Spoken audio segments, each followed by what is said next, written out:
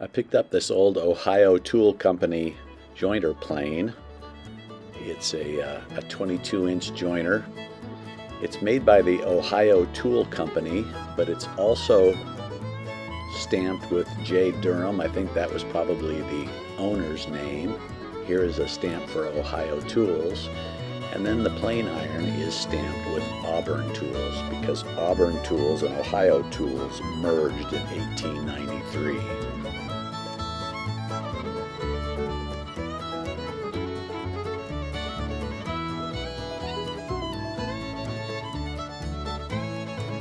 I had to start with the blade of this plane because it was way out of square. It had some big chips in it. The plane blade was so wide it wouldn't fit in the little jig for my Tormek, so you can see I've literally C-clamped it to the jig.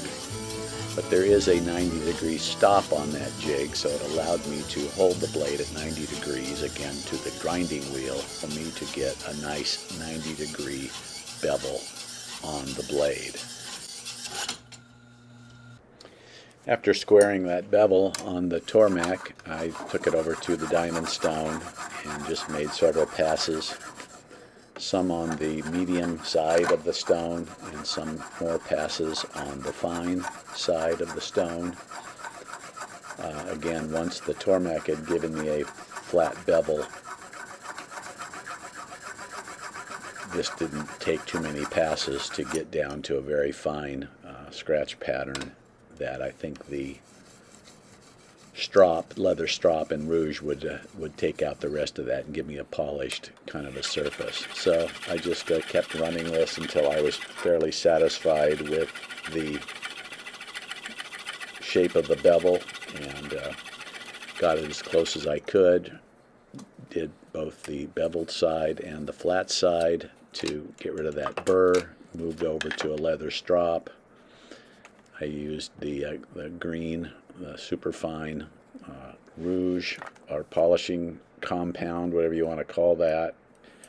Did several strokes with this blade, and it got to where it had pretty much a polished finish. Kind of like with every plane, sharp is what matters. The weight of this plane and just the sheer bulk of it, you've got a lot of inertia as you're using this plane, and so if you have a sharp blade, I think the combination of sharpness and heft mean a lot when you're planing wood. And honestly, with just not that many passes, first on the Tormek to get it square, second on the diamond stone to get it close, and third on the leather strop with the polishing compound to polish it, I ended up with I would say, a very, very sharp blade for this plane that was over 100 years old. I took the chip breaker at the end here and just very quickly kind of ran that surface against some sandpaper to make sure I had a nice flat area where the chip breaker meets the blade.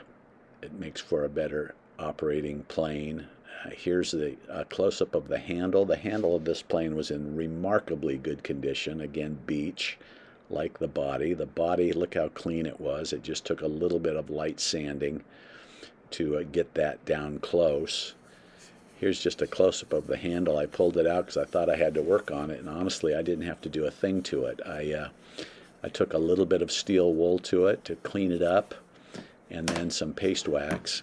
Here's the area where that blade, or where that handle fits. You can see how they drilled it out in the old days. They just used some augers to drill out a row of holes and then chiseled out the rest. There's even a little tiny shim in there that was still in there that held that handle extra tight. Again, it's sort of back or undercut, so if you push it in from the back down and then screw the front, the handle is very tight and very secure. Again, kind of amazing for a 100-year-old plane that these parts went together so well. So once I'd gotten that handle back into shape and clean, I'd kind of cleaned up the body. I cleaned up the wedge as best I could. I didn't really bother too much with the blade and the chip breaker. I just ran over them with some very light sandpaper just to kind of make them a little brighter. But honestly, I like the old patina. I left the ends of this thing completely alone because I didn't want to sand off the stamping that was on each end of the plane. So once I had just kind of done a general cleanup, I slid it back together and took it over to the wood to try it out.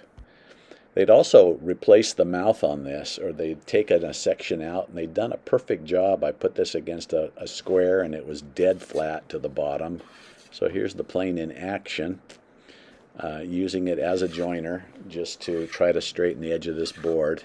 You can see it's taking really nice, full width, very nice thin shavings. I had to do a little bit of tapping to get that blade better adjusted, but you can see it's taking nice even shavings off of this wood. I did a slow-mo here just to get an idea of what was that looking like pulling off of that blade. The plane really works marvelously well for, again, something that's over 100 years old and cost me 10 bucks. So hope you've enjoyed this video. If you have, please subscribe, and thank you for watching. Be sure to check out the other video on the Scioto Works jack plane. Thanks again for watching.